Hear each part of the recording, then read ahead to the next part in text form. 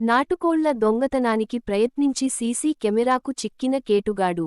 ఇటీవల మండలంలో కోళ్ల ఫామ్ షెడ్లల్లో పెంచుకుంటున్న నాటుకోళ్ల దొంగతనాలు ఎక్కువయ్యాయి. నాటుకోళ్ల మాంసం తినేందుకు ప్రజలు ఇష్టపడుతుండటంతో దేశవాళీ కోళ్లకు డిమాండ్ అధికంగా ఉంది. ధరలు అధికంగా పలుకుతుండటంతో నాటుకోళ్లను దొంగతనం చేసి సులభంగా డబ్బులు సంపాదించేందుకు కోళ్ల దొంగతనాన్ని మార్గంగా ఎన్నుకున్నారు. స్వయం ఉపాధి కోసం అనంతరం గ్రామ సమీపంలోని కోళ్ల ఫారంలో ఖరీదైన కోడి పుంజులను దొంగలు ఎత్తుకు వెళ్లారు.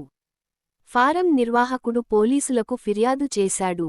జూలై 12వ తేదీ మధ్యాహ్నం సాయిబాబా ఆలయంకు సమీపంలోని నాటుకోళ్ల ఫారంలో గుర్తు తెలియని యువకుడు దొంగతనానికి ప్రయత్నించాడు.